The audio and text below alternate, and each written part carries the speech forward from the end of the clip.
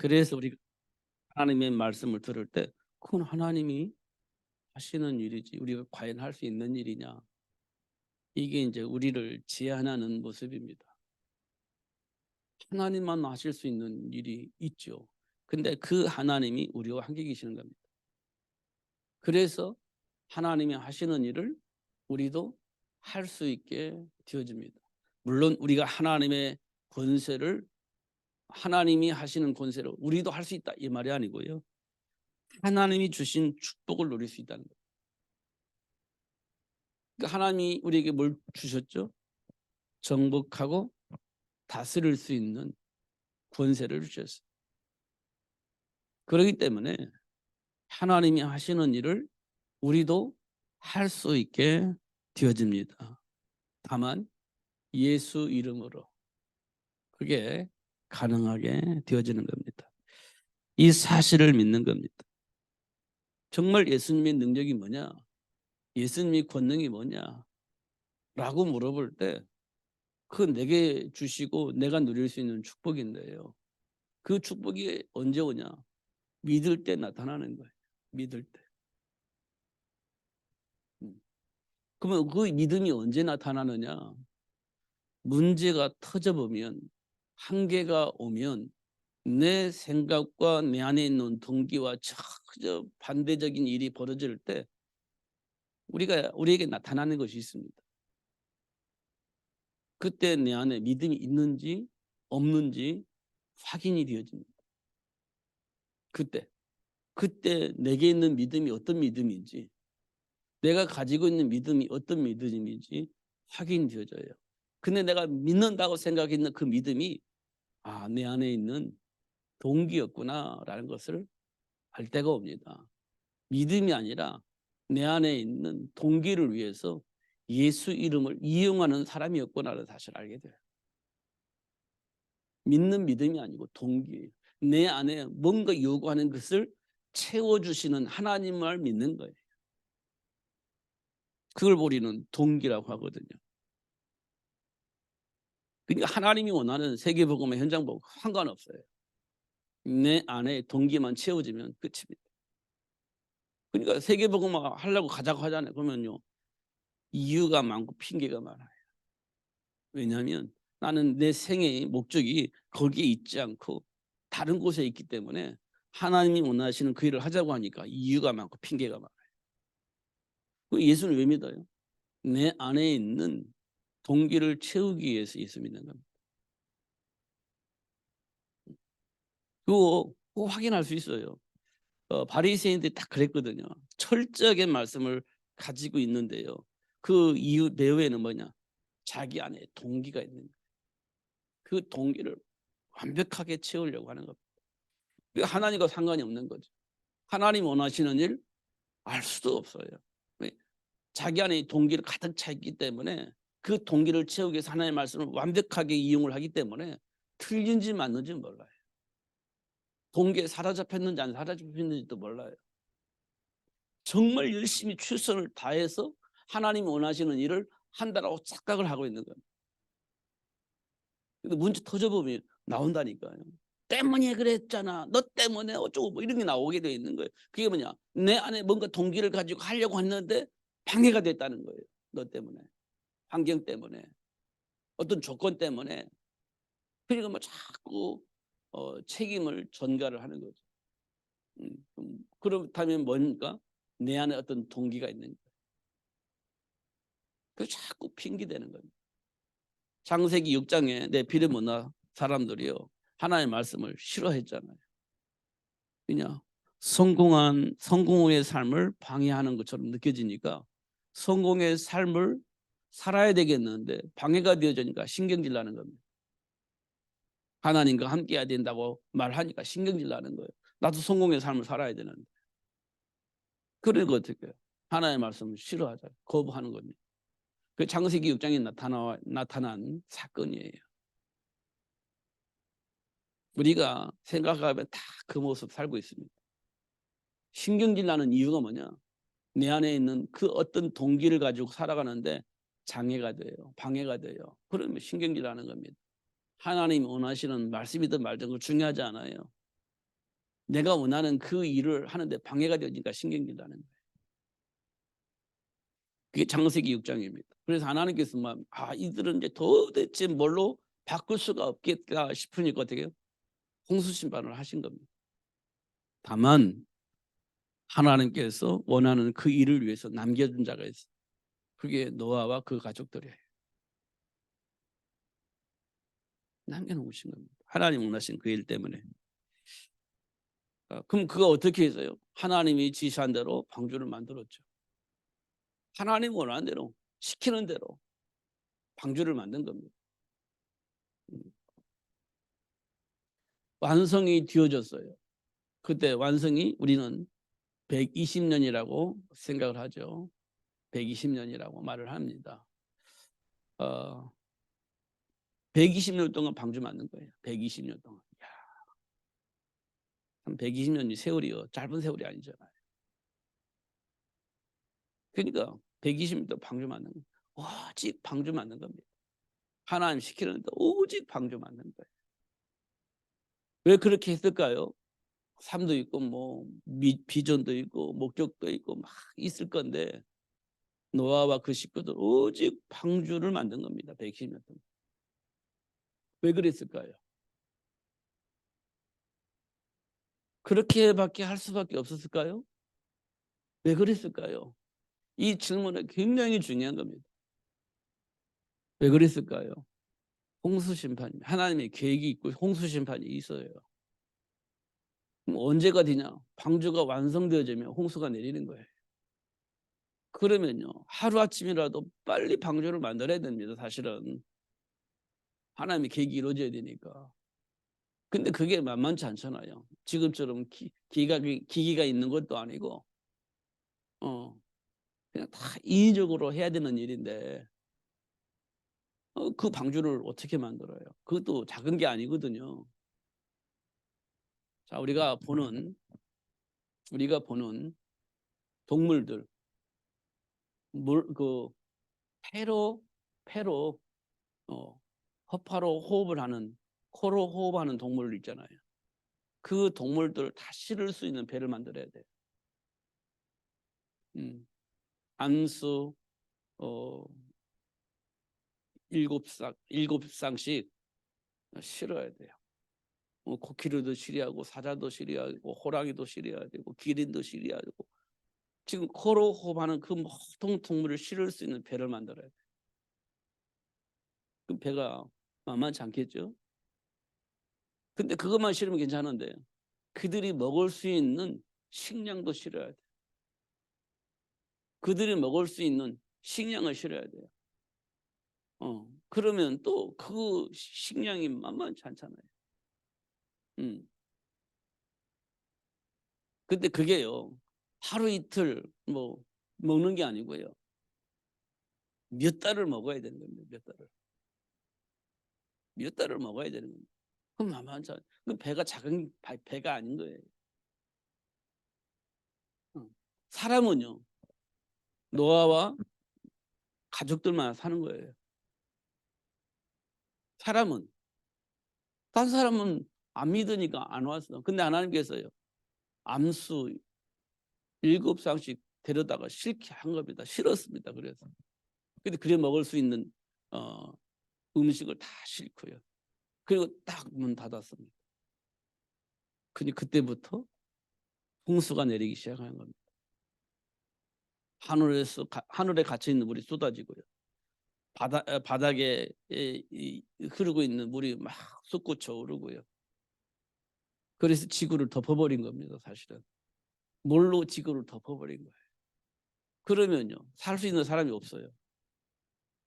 코로 호흡하는, 폐로 호흡하는 식물은 살 수 있는 식물이 하나도 없어요. 동물은 하나도 없어요. 그렇게 되어진 겁니다. 동기 때문에 말씀이 안 들려지면 그런 상황을 맞이하게 되는 겁니다. 그래서 우리가 뭐가 필요해요? 하나님 은혜가 필요한 겁니다. 이런 것들을 볼 수 있는 은혜가 절대 필요한 거예요. 하나님께서 확인해 보면요, 노아 때는요 방주 만들라고 했어요. 홍수 임할 거니까. 그게 목적이 됩니다. 출애굽을 할 때는요, 이스라엘 백성들에게 모세에게 뭘 했냐? 가나안 정복하라고 얘기를 합니다. 왜냐하면요, 예수님이 오실 땅이니까 그걸 회복해야 되는 겁니다. 그래서 출애굽을 해서 가나안까지 들어가서 가나안 땅을 정복해야 돼요. 그래 예수님이 오시는 거니까. 분명한 목적이 있는 거예요. 방주 만든 목적이 있고요. 출애굽을 하는 목적이 있는 거예요. 목적이 있어요, 목적이. 그렇잖아요. 근데 지금 우리가 왜 예수를 믿죠? 목적이 뭐죠? 예수 믿고 구원받았어요. 우리가 구원받는 목적이 뭐죠? 하나님 우리를 구원하신 목적이 뭐죠? 세계복음화입니다. 세계복음화예요. 그래서 우리는요, 예수를 알고 난 이후부터는 예수를 말하는 사람으로 살아야 되고 그 은혜 속에서 준비된 축복을 누리면서 그리스도 증인으로 살아야 되는 겁니다. 그래야 세계복음화 되는 거거든요. 그게 하나님이 우리에게 베풀어 주신 축복이에요. 그걸 아는 것이 하나님의 은혜입니다. 바울이요, 하나님께로부터 부름받았잖아요. 그 다음에 바울의 인생은 어디에 뒀냐면 로마 복음화에. 하나님이 왜 바울을 불렀어요? 로마 복음화 때문에 불렀어요. 그래서 바울은 일생이 뭘 하고 뭐 때문에 살았어요? 로마 복음화 때문에 산 거예요. 로마 복음 어떻게 하면 되냐? 렘넌트 키워서 현장의 정치 경제 문화를 장악할 수 있는 중직자로 만드는 거예요. 그래서 어떻게 해요? 정치 경제 흐름을요, 세계 복음화에 맞추도록 그렇게 하는 겁니다. 사도 바울이 가지고 있는 생각이에요. 그래서 사도 바울은 오직 뭐 했어요? 렘넌트 키워서 현장의 흐름을 바꾸는 그 일을 위해서 올인을 한 겁니다. 그래서 우리가 잘 알고 있는 로마서 16장 일꾼들이 나온 거예요. 그 속에서 동역자, 식조인, 보호자, 친척 뭐 이런 거 막 나오잖아요. 사랑하는 자 이런 그런 중직자들이 현장에 다 포진하고 있었습니다. 그래서 이 흐름을요, 그냥 잘 먹고 잘 사는 게 쾌락적인 게 아니라 세계 복음화의 방향에 맞춰서 삶을 살 수 있는 흐름으로 바꿔버린 거예요.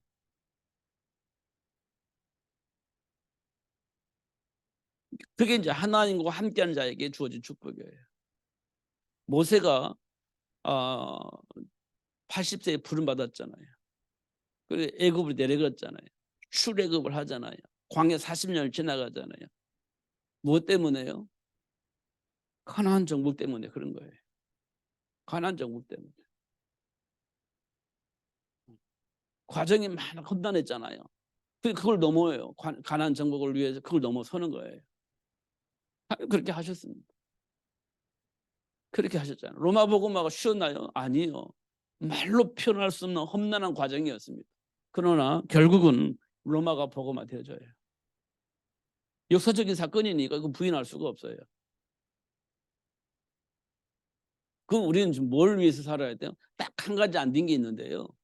모든 민족이 이 복음을 듣고 난 다음 예수님이 재림하신다고 했는데 그가 딱 한 가지만 지금이 진행 중이에요. 완성되지는 않았어요. 진행 중입니다. 그러나 그게 어느 날 피니시가 될 때가 와요. 그날 때가 오는 겁니다. 그날이 오는 거예요. 복음이 다 증거되어지면 예수님 오신다고 했기 때문에 그 끝날 날이 오는 거예요. 그러면 우리가 뭐 해야 됩니까? 음, 흐름을 바꿔야 돼요. 세계 복음화의 흐름이 될 수 있도록 삶의 현장의 흐름을 바꿔야 되는 거예요. 그를 위해서 하나님 우리를 부르신 거예요. 그를 위해서. 그러면 그걸 알아야 되잖아요. 그래서 하나님은 우리에게 뭘 주시냐고 합니다. 그래서 주신 것이 있습니다. 그게요, 삶의 현장의 문제와 사건들입니다. 이게 하나님 우리에게 주신 거예요. 왜 주셨을까요? 복음이 필요함을 알리기 위한 겁니다. 복음의 필요성을 알리는 거예요. 왜 그럴까요? 요한복음 8장 44절에 뭐라고 돼 있죠? 너희 아비 마귀에게서 났으니 이게 돼 있어요. 마귀에게 종로로 타고 있는 사람들의 모습을 보여준 거예요. 이걸 통해서 마귀에게 장악되어져 있는 사람들은 이런 증상, 이런 증거들이 나타나는구나. 마귀가 시키는 대로 하는 사람에게는 이런 증거들이 나타나는구나. 그러니까 이런 증거들을 보면서 마귀에게 장악되어져서 그렇구나. 이런 것들을 우리에게 보여주는 겁니다. 너희 아비 마귀에게서 났다. 그게 뭡니까? 살인. 쾌락을 위해서 뭐 해요? 마약을 하잖아요. 쾌락을 위해서. 잡히면 못 빠져나와요. 그 다음에 뭐 하죠?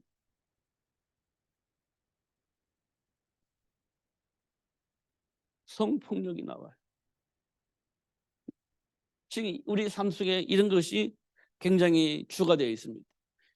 이렇게 하는 삶의 문화가 지금 우리 안에 불이 내려져 있어요.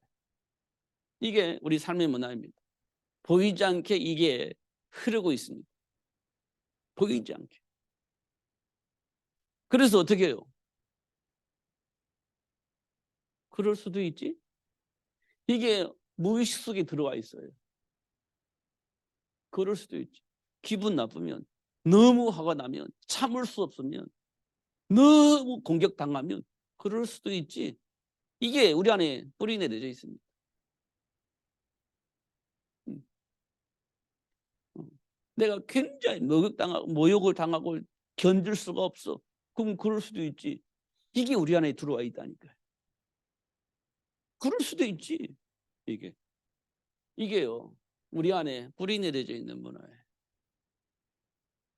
그러니까 어떤 때는요. 살인자들의 마음을 이해할 수 있어.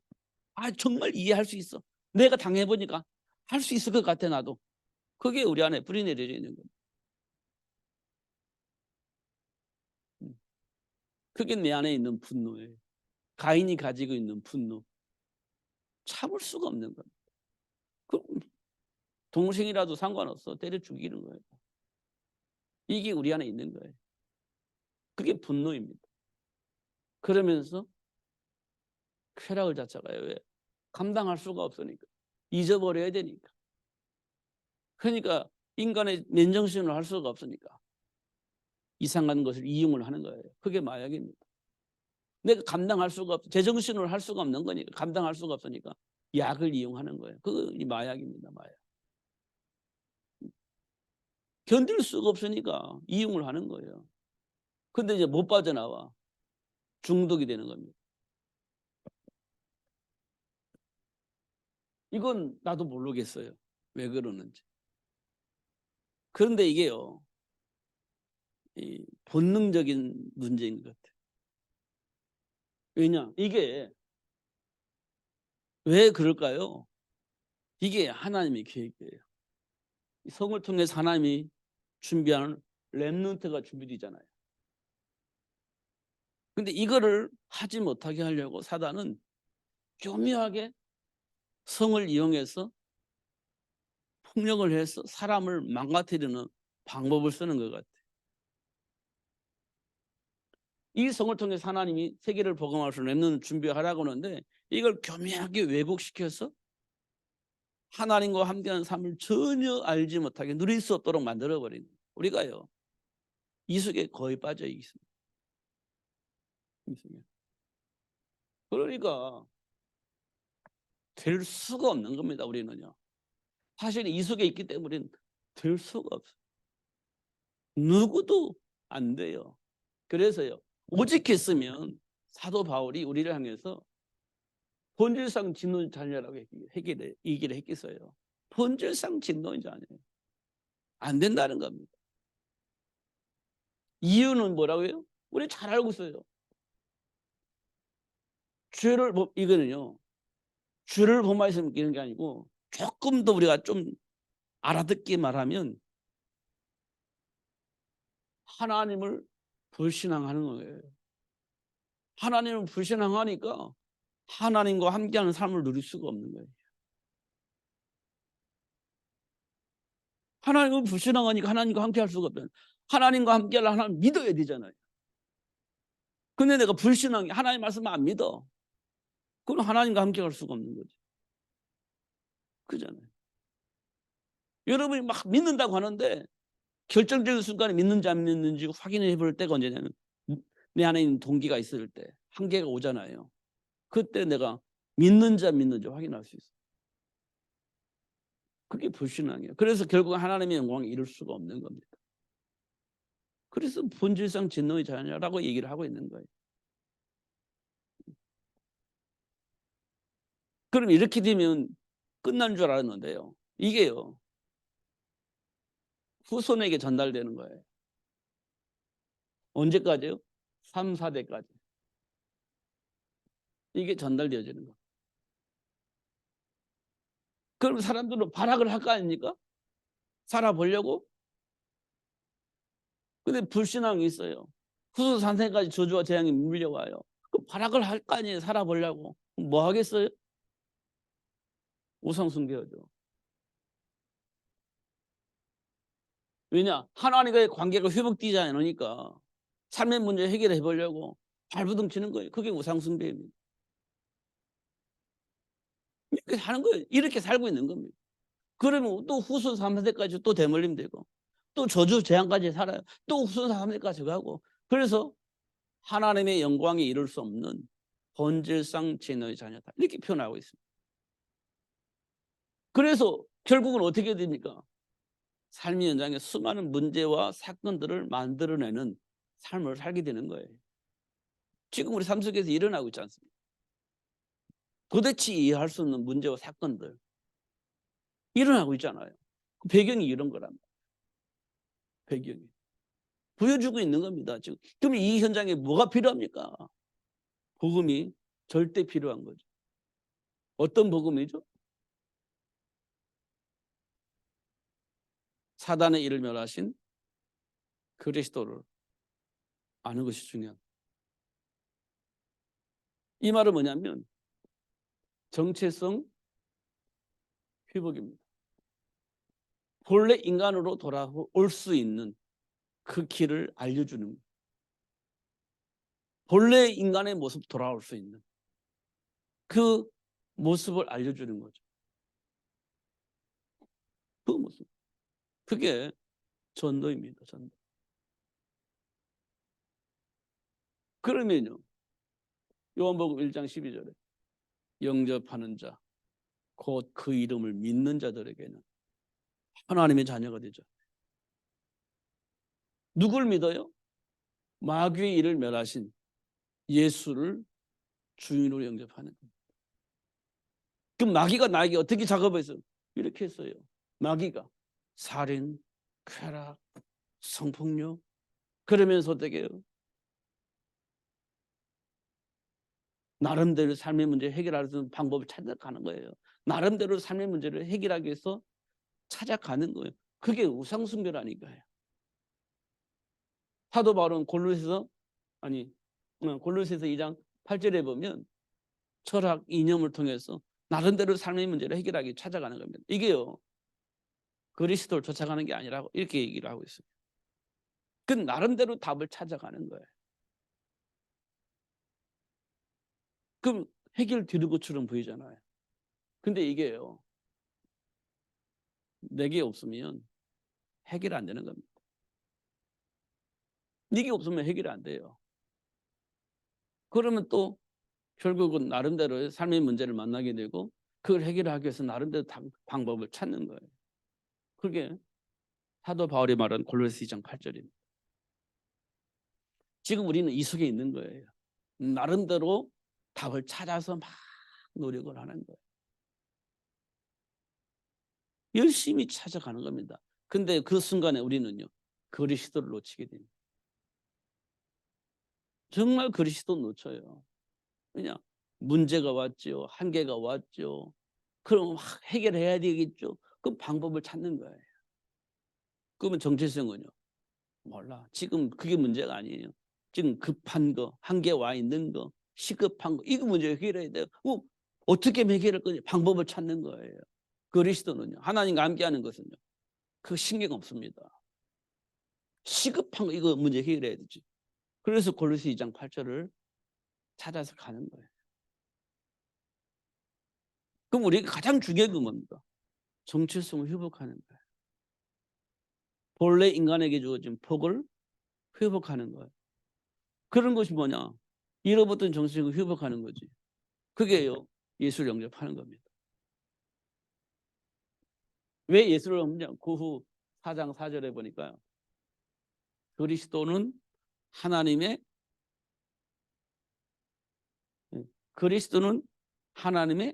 형상이다. 그렇게 되어 있어요. 그리스도는 하나님의 형상이다. 그럼 우리가 뭘 잃어버렸죠? 하나님의 형상을 잃어버렸잖아요. 그럼 하나님의 형상이 회복되려면 어떻게? 그리스도가 내 안에 들어와야 되잖아요. 그리스도가 도대체 누굽니까? 그분이 예수가 되는 겁니다. 예수가 그리스도. 그래서 예수를 영접하면 내 안에 뭐가 회복되는 거예요? 하나님의 형상이 회복되는 겁니다. 고린도전서 3장 16절에 누가 들어와 계시죠? 그리스도 영. 그리스도 영을 우리는 뭐라고 하죠? 성령. 그게 내 안에 들어와 계시는 거예요. 예수 영접할 때. 그 이분은 뭐 하시죠? 하나님의 일을 가르쳐 주고 깨달아서 그 복을 누릴 수 있도록 역사하시는 분이에요. 이게 정체성이 회복된 자에게 오는 복이에요. 이때 무슨 싸움이 되겠어요? 영적 싸움이 되는 겁니다. 이때 영적 싸움이 돼요. 다시 말하면 사단에게 공격을 당하는데 상관없어요. 사단이 일멸하신 예수 이름으로 싸우는 겁니다. 그럼 이기는 거지. 무조건 이기는 겁니다. 질 거냐 말 거 없어요. 무조건 이기는 거예요. 왜? 이미 이기신 예수님이 나와 함께 계시니까. 그거 다 알려주시니까. 그 배경을 가지고 누리는 거예요. 그 증인이 누구냐? 골리앗 앞에 있는 다윗이에요. 전혀 두렵지 않아요. 이미 이겨버렸는데. 문제되지 않아요. 이겨버렸으니까. 이게 하나님 자녀에게 주어진 축복이에요. 그렇잖아요. 모세 80세 모세가 애굽을 내려갑니다. 그 애굽은요 어마어마한 조직이 있어요. 군사 조직이 있습니다. 그런데요 모세가 내려갈 때는 아무 문제가 없어요. 왜? 이미 이겨버렸기 때문에 그래요. 이미 이겨버렸어요. 그래야 전혀 문제가 없어요. 이미 승리해버렸어요. 하나님 자녀는요 이길 것인가 질 것인가 싸워 이길 것인가 질 것인가 없어요. 이미 우리는요 승리한 자들입니다. 예수님께서 승리해 버리셨기 때문에 이 세상신 마귀가 우리를 어떻게 할 수가 없어요. 우리가 이미 이겨버렸어요. 그 사실을 아는 자들입니다. 믿는 자들은요 그 사실을 아는 자들이에요. 이 세상 임금이 우리를 간섭할 수가 없어요. 왜냐? 우리가 이미 이겨버렸어요. 예수님 이겨버렸기 때문에 우리 이겨버린 자예요. 하나님 자녀에게 주는 축복입니다. 이걸 알 때 우리에게 나타나는 게 뭐냐? 아, 예수님에게 있는 그 권능이 이런 거였구나라는 사실을 알게 되고 그 축복을 누릴 수 있어요. 그게 신자들에게 와 있는 축복입니다. 근데 지금 그렇게 하면 돼요, 안 돼요. 이렇게 우리는 얘기하고 있어요. 그래 이렇게 해야 됩니다. 이 방법을 써야 됩니다. 틀린 말은 아닐 거예요. 근데요, 그렇게 하다 보면 승리자의 축복을 놓치게 되죠. 어느 날 불안해요. 혹시 내가 잘못되면 어떻게 해야 될까? 이렇게 불안함이 오는 겁니다. 그럼 또 참 교묘한 방법을 쓰는 거지. 머리를 막 짜가지고 어떤 교묘한 방법을 쓰는 거죠. 자꾸 그리스도가 사라지게 되는 그런 일이 벌어지게 됩니다. 그러면요 최선을 다했는데 실패자로 남을 수 있는 가능성이 있어요. 그럼 어떻게 해야 돼요? 말씀을 통해서 답을 얻어야 돼요. 내 인생의 배경이 무엇인지 알아야 돼요. 그러면요 나머지 문제는 문제가 되질 않아요. 왜냐? 내 안에 계신 성령 하나님이 가르쳐 주니까. 가르쳐줘요. 질문해 보세요. 가르쳐준다니까요. 정말 동기 없이 하나님과의 관계 속에서 질문을 해보세요. 가르쳐줍니다. 안 가르쳐줄 수가 없어요. 왜냐? 가르쳐준다 약속을 했기 때문에 안 가르쳐줄 수가 없어요. 근데 나는 안 가르쳐주는데요. 안 가르치는 게 아니라 동기 충만해서 내 안에 있는 동기만을 생각하기 때문에 하나님 나를 간섭을 안 한다고 생각을 하고 있을 겁니다. 분명히 하나님 앞에 내려놓고 기도하면 하나님께서 간섭을 해주십니다. 근데 못 느끼는 것은 동기 충만해서 그래요. 내가 원하는 것만 지금 갈구하니까 내가 원하는 것이 오지 않는다라고 생각을 하니까 응답을 않는다라고 생각을 하는 거예요. 그럼 물어보세요. 분명히 대답합니다. 하나님 가르쳐 주십니다. 가르쳐 줘요. 그거 우리가 정말 하는 것이 중요합니다. 그거 해야 돼. 그러면요 문제가 뭐가 있는지 하나님의 수원이 무엇인지 금방 알게 돼요. 그럼 기도하면 되는 겁니다. 사단의 일을 멸하신 예수 이름으로 기도하고 하나님 준비한 축복을 쫓아서 가면 돼요. 뭐 복잡한 거 없잖아요. 이미 사단의 일을 멸하셨고 해결해 주셨고 준비된 축복도 회복시켜 주기 때문에 방해하는 사단은 막 박살내버리고 그냥 신경도 안 쓸 때 박살내고 하나님 준비한 축복 쫓아서 가면 되는 거예요. 그러면 어느 날요 로마 복음화 되어지게 하셨듯이 세계 복음화가 되어지는 축복의 날이 오게 되어지는 겁니다. 우리가 하는 것처럼 보이지만 성령의 인도 속에서 하나님이 하시는 일들입니다. 이런 부분을 우리가 꼭 확인을 해야 돼요. 그래서 예수님께서 물어보잖아요. 죄 사함을 받았느니라 하는 말과 일어나 걸어가라 하는 말이 어느 것이 쉽겠냐? 어느 것이 쉽겠어요? 예수님께서 말씀하시길 뭐냐? 일어나 걸어가. 그러면 아무 문제가 없어요. 예.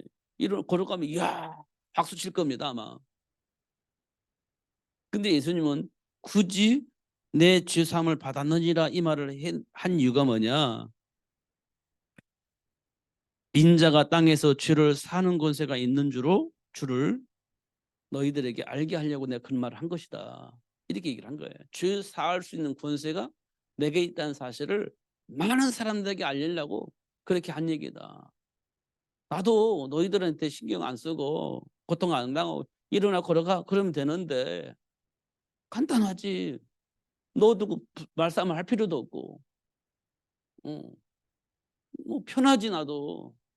근데 내가 왜 굳이 이렇게 말을 했느냐. 그 이유가 있다 이렇게 말씀을 하신 거예요. 우리가요 눈치 보면 너 죄사함을 받았는 이 말을 못해요. 눈치 보면. 예수가 그리스도다 예수 믿어야 이 말을 못해요. 눈치 보면. 그런데요 예수님이 이 땅에 왜 오셨냐. 우리를 구원하시려고 마귀를 멸하시려고 오셨다. 그것 때문에 내가 예수 믿어야 된다고 예수가 그리스도라고 말하게 되어지는 것이다. 그냥 너 예수 이름으로 너 해결돼 받아. 뭐 병 낫고 문제 해결되고 그거 얼마나 쉬워요. 예수 이름으로. 그런 시대도 많아요. 문제가 할렐루야 하고. 그런데요. 뭘 모르냐. 마귀를 멸하신 예수를 몰라요. 기적을 통해서 내 문제 해결됐는데 기적을 통해서 막 사업이 잘 됐는데 기적을 통해서 막 열리지 않은 문 막 열렸는데 너무 할렐루야 했단 말이에요. 다 문이 열리니까. 근데 마귀를 멸하신 예수를 몰라요. 이 복음을 증거할 이유를 몰라요. 그럼 뭐만 얘기하냐? 예수 이름을 기도하니까 막 사배 문도 열리더라. 예수 이름을 기도하니까 뭐 불치병도 낫더라. 이거 얘기만 하는 거예요. 하나님과 전혀 상관이 없는 거지 그것은. 그렇게 되어지는 겁니다. 이 부분은 우리가 조금 깊이 묵상해서 답을 얻어야 됩니다. 그 속에 힘을 얻어야 돼요. 자부심도 생겨야 됩니다. 그러면 돼요. 전혀 문제될 게 없습니다. 그러면 어떤 일이 벌어지냐. 하나님이 나와 함께 계시는 증거들이 나오기 시작합니다. 사단이 무너지고 저주와 재앙이 무너지고 정말 하나님과 함께함으로 세계 복음을 향해서 가야 할 길이 보여지고 그렇게 되어지는 겁니다. 그러면요, 먹든지 마시든지 상관없어요. 하나님 원하시는 그 길을 가게 됩니다. 그런 복을 하나님께서 우리에게 주셨어요. 이 말은 먹든지 마시든지 이 말은 하나님 우리를 책임지신다는 뜻이에요. 하나님 우리를 책임지는 거예요. 이 부분을 놓치면 안 돼요. 어떡하지? 못 먹고 살지? 하나님 나를 책임진다니까요. 그럼 필요 없잖아요. 못 먹고 살지? 어떻게 살지? 이거 필요 없잖아요. 먹든지 마시든지 상관이 없잖아요. 하나님 책임진다는 거예요. 공중에 나는 새를 책임지듯이 우리를 책임진다는 말이 그 속에 담겨져 있는 거예요. 하나님 원하시는 그 일을 위해서 산다면 하나님 그렇게 만들 것이라고 말씀을 하셨어요.